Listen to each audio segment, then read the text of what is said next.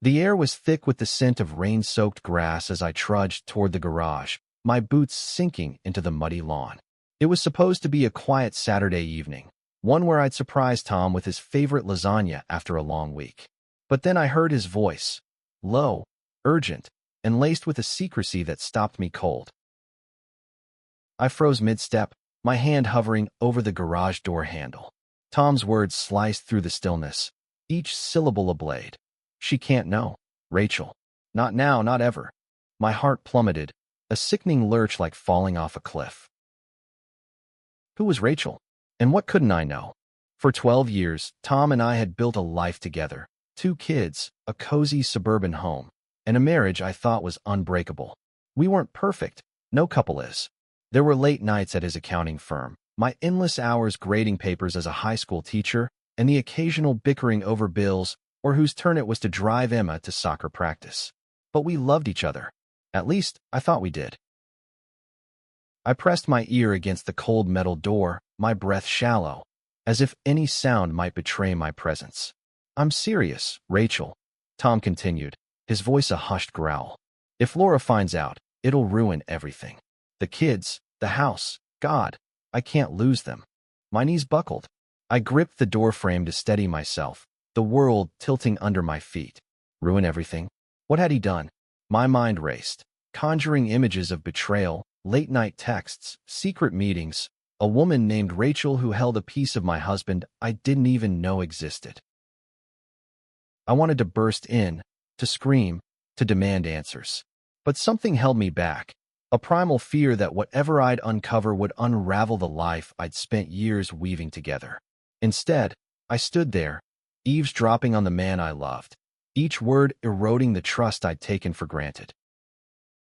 Meet me tomorrow, he said. Same place, same time. We'll figure this out. A pause, then a softer, almost tender tone. I miss you. Those 3 words were a gunshot to my chest. I stumbled back, my boots slipping in the mud, and ran to the house before he could hear me sob. Inside, I collapsed onto the kitchen floor, the lasagna forgotten on the counter. Emma and Liam were at my sister's for the night. Thank God, because I couldn't let them see me like this, broken, hollow, a stranger in my own life. The next morning, I woke with a plan. I wasn't going to confront Tom, not yet. I needed proof, something concrete to hold on to when the inevitable storm hit. I started small, checking his phone while he showered, something I'd never done before. His passcode was still our anniversary, 0612. The familiarity of it stung. His texts were clean, too clean, like he'd scrubbed them.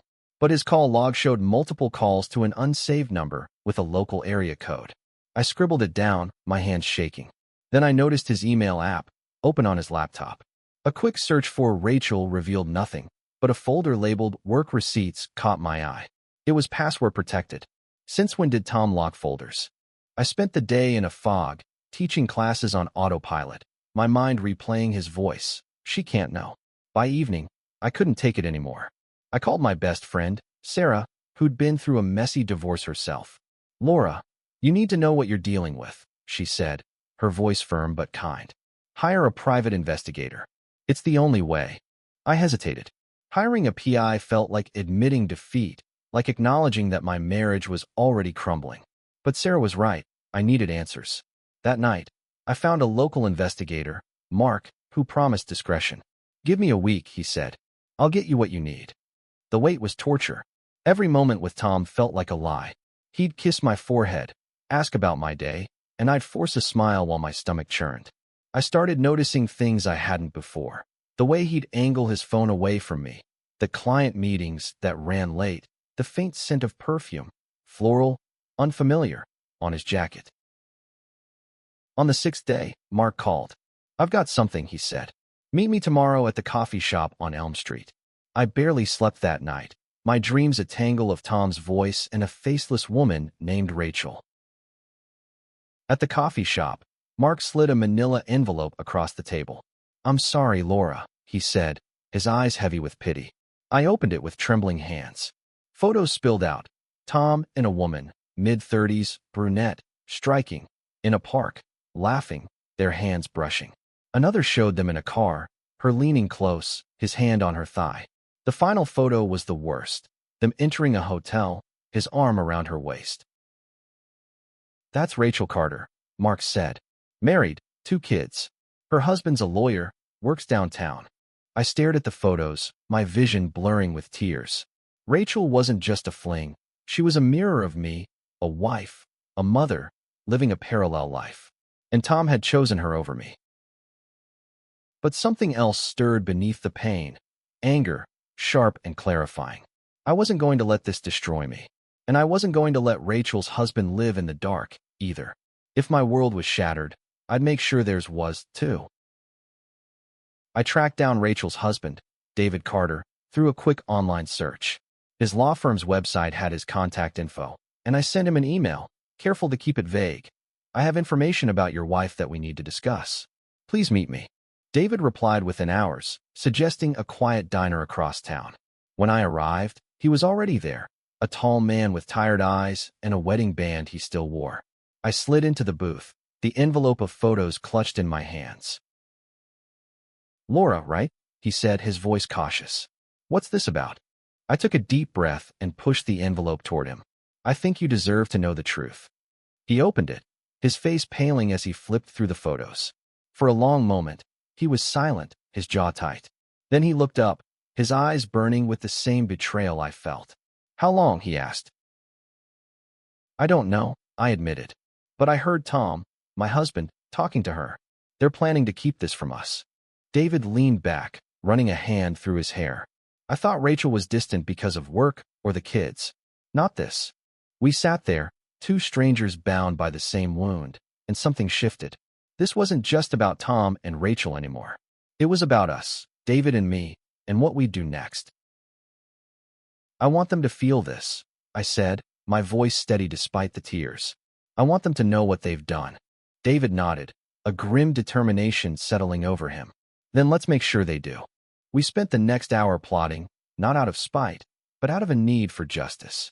We weren't going to scream or fight or beg. We were going to be smarter than that.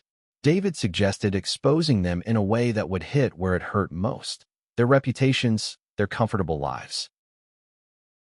By the time I left the diner, I felt something I hadn't in days: hope. Not for my marriage, but for myself. I was going to take back my power, and with David's help, we'd make sure Tom and Rachel faced the consequences of their choices. The diner meeting with David lit a fire in me, but it also left me raw, like a wound exposed to air. I drove home, the photos tucked in my purse, their weight heavier than the paper they were printed on.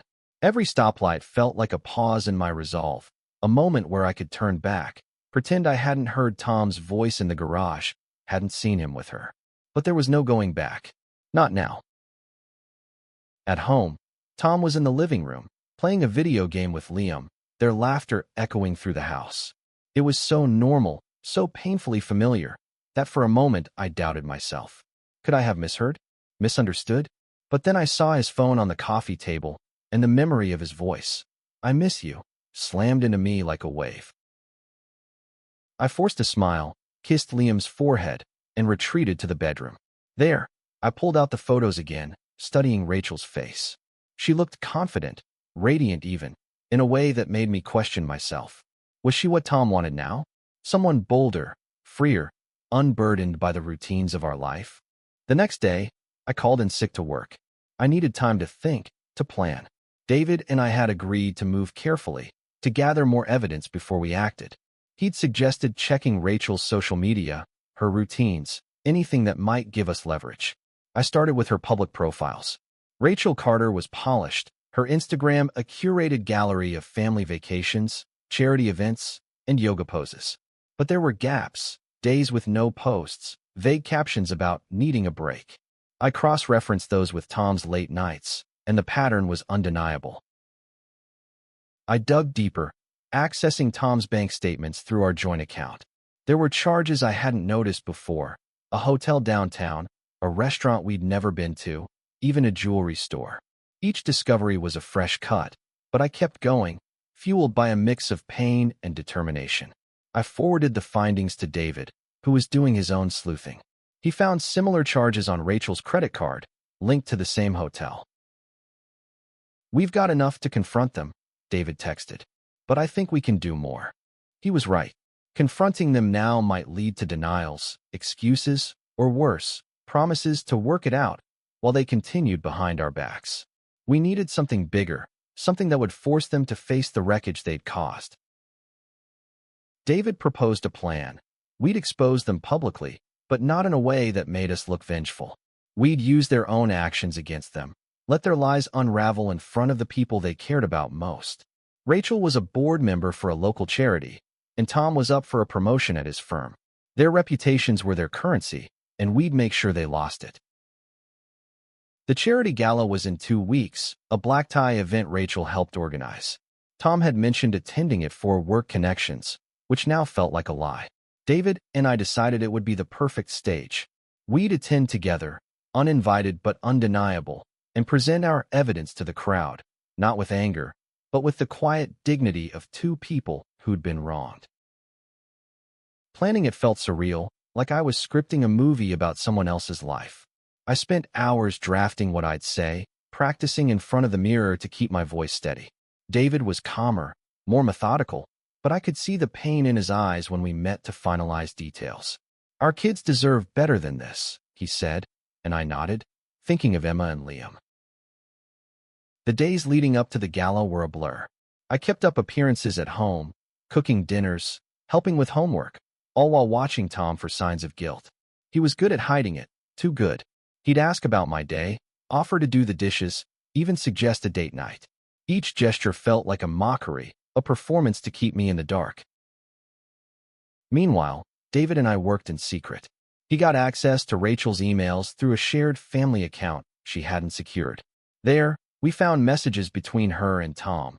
Nothing explicit, but enough to confirm their affair.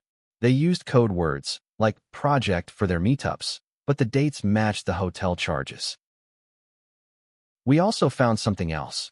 Rachel was planning to leave David, but not for Tom. She'd been emailing a divorce lawyer, discussing how to minimize the fallout. Tom, it seemed, was a fling, a distraction, but he didn't know it. The realization hit me hard. Tom wasn't just betraying me. He was being played, too. Part of me wanted to warn him, to shake him, and ask why he'd thrown us away. But that part was shrinking, drowned out by a growing resolve. I wasn't just fighting for myself anymore. I was fighting for David, for our kids, for the truth. The night of the gala arrived, and I stood in front of my mirror, slipping into a black dress I hadn't worn in years. It fit differently now, like I was stepping into a new version of myself. I looked at my reflection, tired eyes, but a fire behind them. I was ready. David picked me up, and we drove to the venue in silence, the envelope of evidence between us. The gala was in full swing when we arrived, chandeliers casting golden light over tuxedos and gowns. Rachel was on stage, giving a speech about community and compassion, her smile radiant. Tom stood near the bar, laughing with a colleague, oblivious. David squeezed my hand. "You sure about this?" I nodded. "Let's do it." We waited until Rachel finished her speech, the applause still ringing, before we stepped forward.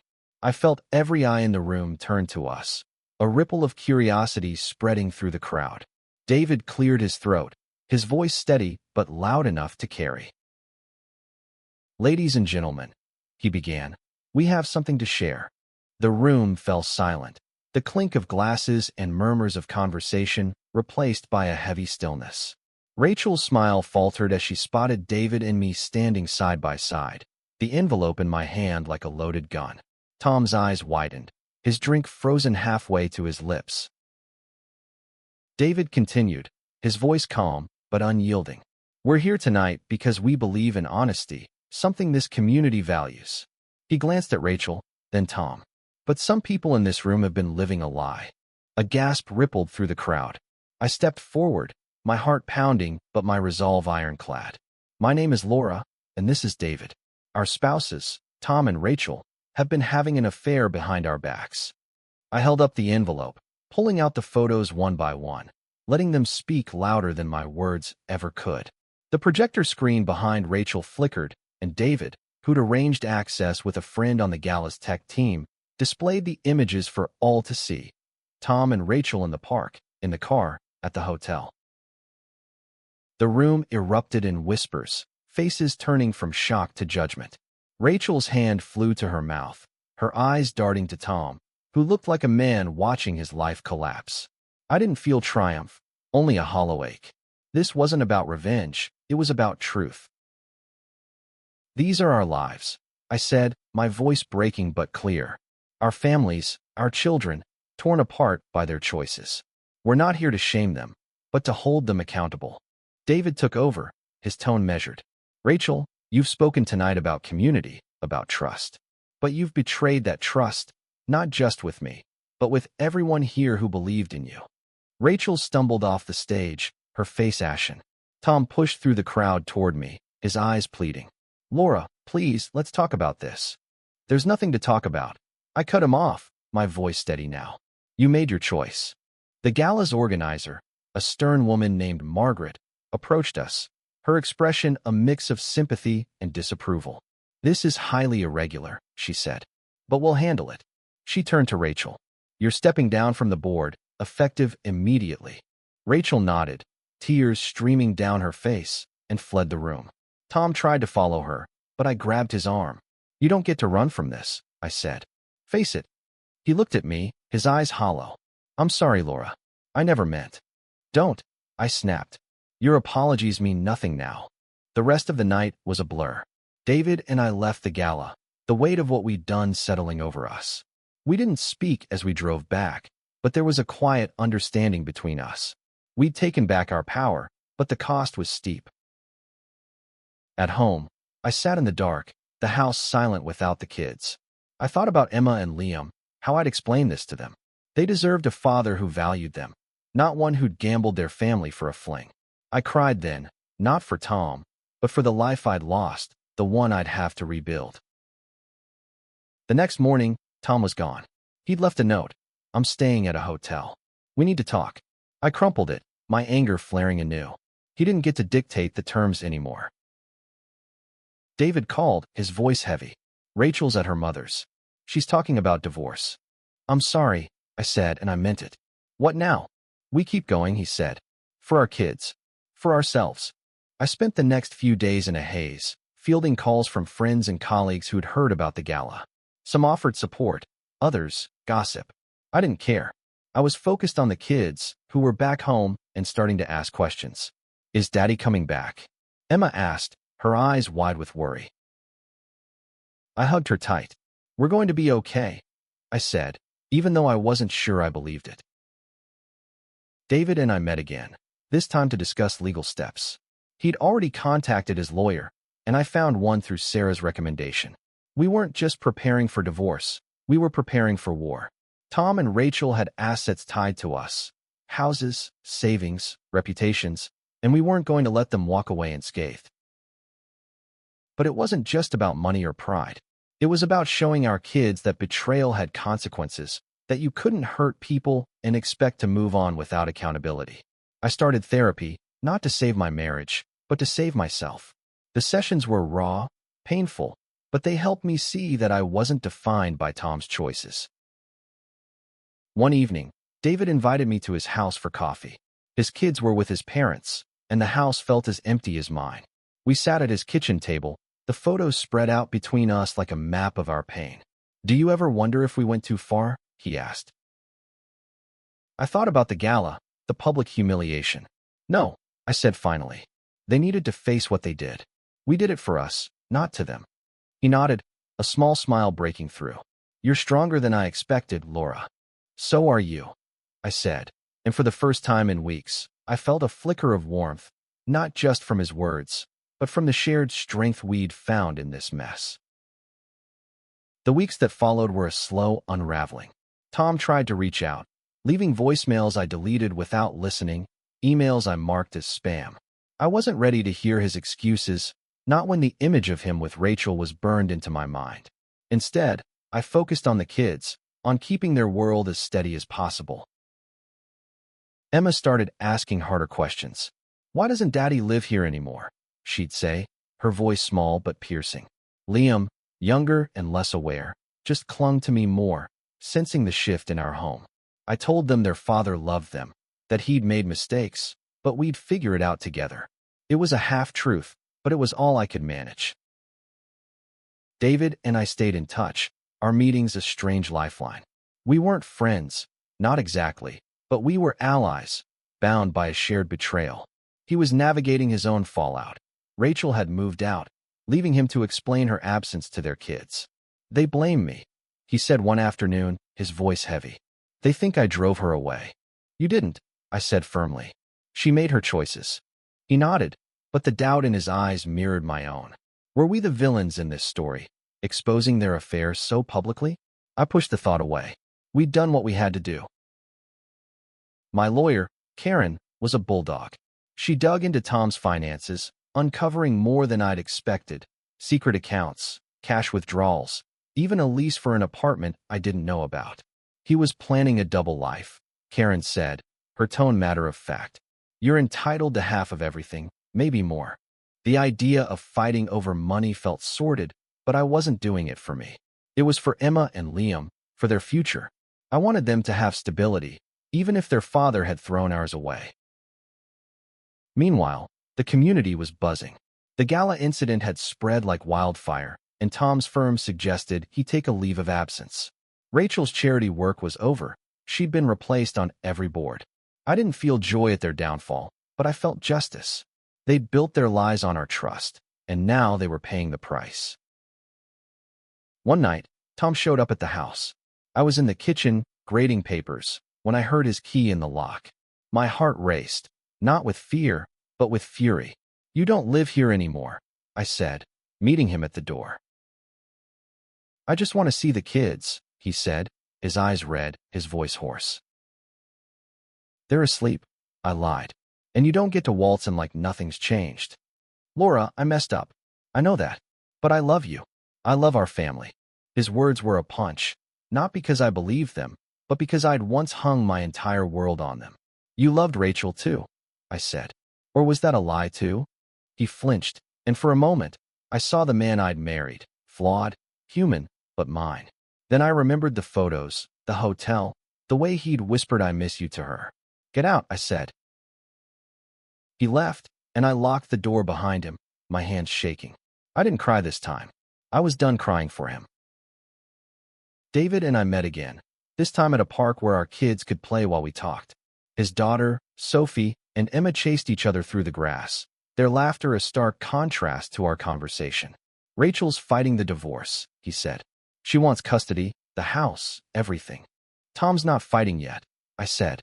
"But he will." We sat in silence, watching the kids. Then David said, "I keep thinking about what we lost. Not just them, but who we were." I nodded. I wasn't the Laura who'd planned lasagna surprises or trusted Tom implicitly. That woman was gone, replaced by someone harder, but maybe stronger, too. "Let's make a pact," I said suddenly. "We don't let this define us. We rebuild, for our kids, for ourselves." David smiled, a real one this time. "Deal." That night, I started writing a journal, not for Tom or Rachel, but for me.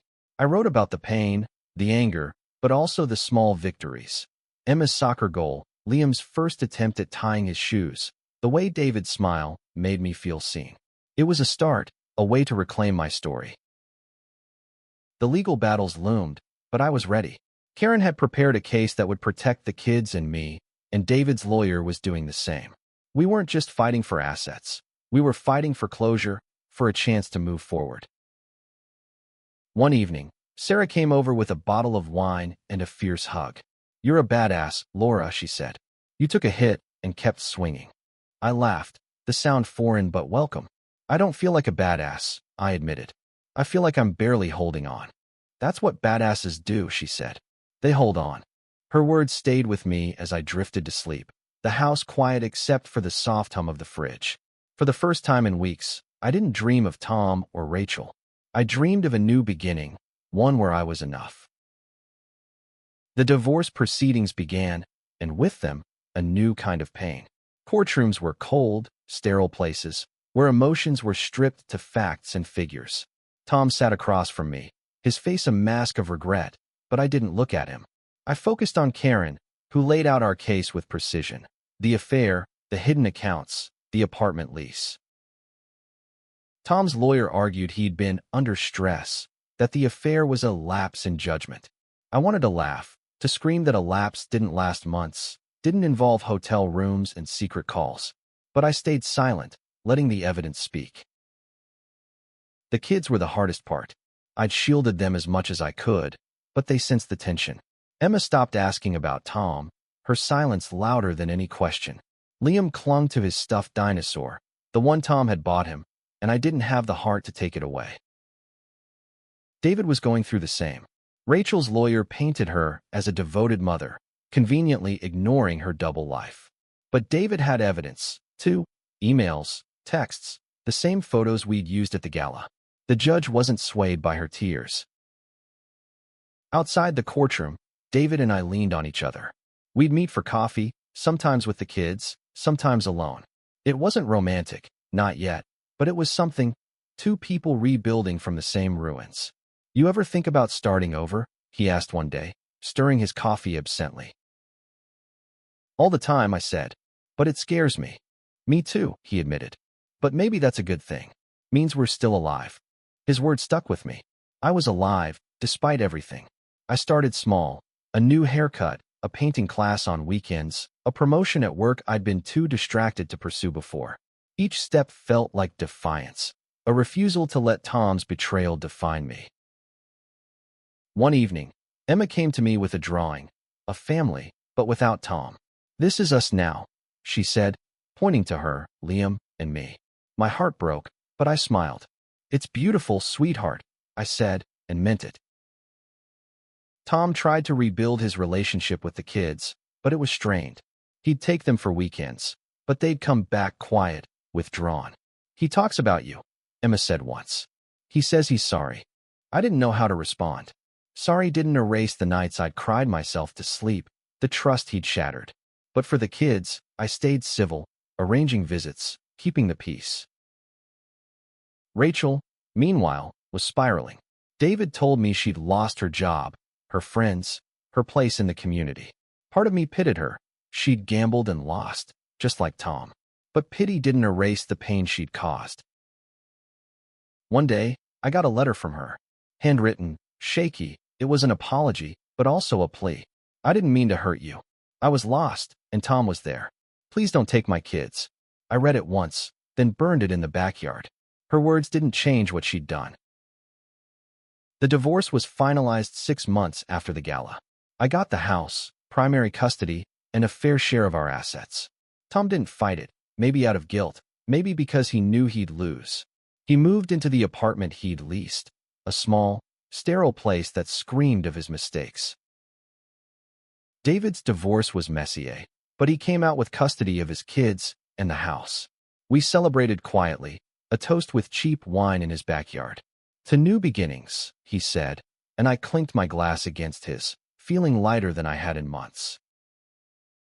I started rebuilding in earnest. I redecorated the house, painting the walls a bright, hopeful yellow. I enrolled the kids in new activities, karate for Liam, art for Emma.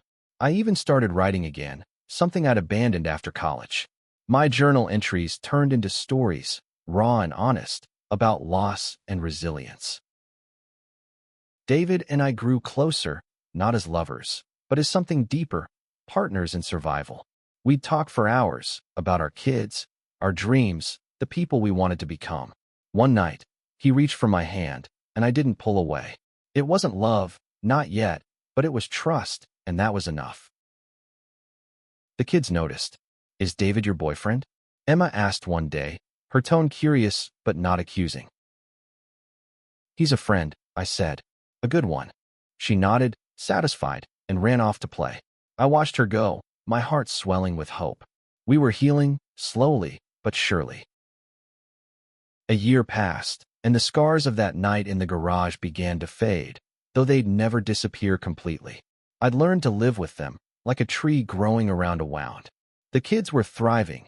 Emma won an art contest, and Liam's karate belt was now a proud blue. Their laughter filled the house again, a sound I'd once thought I'd never hear. Tom was a ghost in our lives, present but distant. He saw the kids every other weekend, but the warmth was gone. They loved him, but it was a cautious love, tempered by his absence. He'd started therapy, he told me once, trying to be better. I nodded, but I didn't care. My focus was on us, me, Emma, Liam. David and I were still navigating our strange, undefined bond. We'd go on walks, share dinners, watch our kids play together.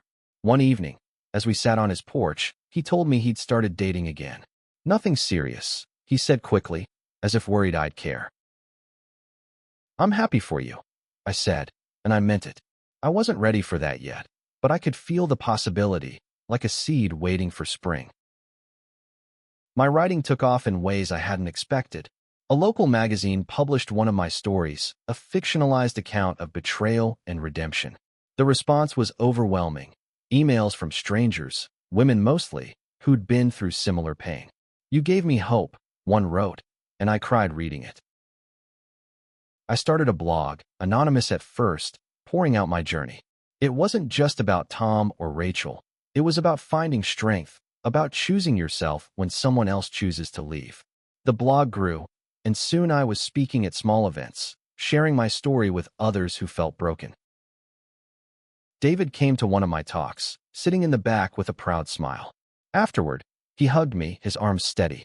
"You're incredible, Laura," he said. "You turned your pain into something beautiful." I blushed and used to praise. "I'm just trying to keep going," I said. "And you are," he replied. "More than you know." The kids started calling David Uncle Dave, a nickname that made us both laugh. They adored him, and he was good with them. Patient, kind, the way Tom used to be. I wondered sometimes if we'd cross that line, become more than friends, but I wasn't in a rush. For now, this was enough. One day, I ran into Rachel at the grocery store. She looked different, thinner, her eyes shadowed. She froze when she saw me, then offered a weak smile. "Laura, I'm sorry," she said, her voice barely above a whisper. I looked at her, the woman who'd nearly destroyed me, and felt nothing. Not anger, not pity, just emptiness. "I hope you find peace," I said and walked away. That night, I wrote about it on my blog, not to vilify her, but to release her. She wasn't my enemy anymore. She was just a person who'd made choices, like we all do. The difference was, I was choosing to rise. Tom reached out again, asking to meet. I agreed, not for him, but for closure. We met at a neutral spot, a park bench far from our old life. He looked older, his hair graying at the temples. "I've lost everything," he said. "My job, my friends, you." "You didn't lose me," I said. "You threw me away." He nodded, tears in his eyes. "I know, and I'll regret it forever." I didn't absolve him. I didn't need to. His regret was his to carry, not mine. I stood, feeling lighter than I had in years. "Take care of yourself, Tom," I said, and walked away, the sun warm on my face. At home, I found Emma and Liam in the backyard, painting a birdhouse for a school project. They were laughing, paint smudged on their cheeks, and I joined them, grabbing a brush. We painted together, the three of us, creating something new from a simple piece of wood. That night, I dreamed of the garage again, but this time, I didn't hear Tom's voice. I heard my own, strong and clear, saying, "You are enough." 2 years after that night in the garage, I was a different woman. Not better, not worse, just different, stronger in some ways, softer in others. The house was ours now, filled with new memories. Emma's art on the walls, Liam's karate trophies on a shelf, my manuscripts stacked on the desk. My blog had grown into a small community, a place where people shared their stories of betrayal and healing. I'd even started a book, a memoir about finding light in the dark. Publishers were interested, and though it scared me, I was ready to tell my story to the world. David and I had settled into a comfortable rhythm. We weren't a couple, but we were family, in a way. His kids and mine were inseparable, and we'd host barbecues, game nights, moments that felt like home. One evening, as we watched the kids play charades, he leaned over and said, "You ever think about us? You know us more." I looked at him, his kind eyes, his steady presence. "Maybe," I said, smiling, "but I'm not in a hurry." He nodded, "No pressure, No expectations. "I'll be here," he said, and I believed him. Tom had moved to a new city, chasing a fresh start. He still saw the kids, but it was less frequent now. They were okay with it, their lives full without him. I didn't hate him anymore. I didn't feel much for him at all.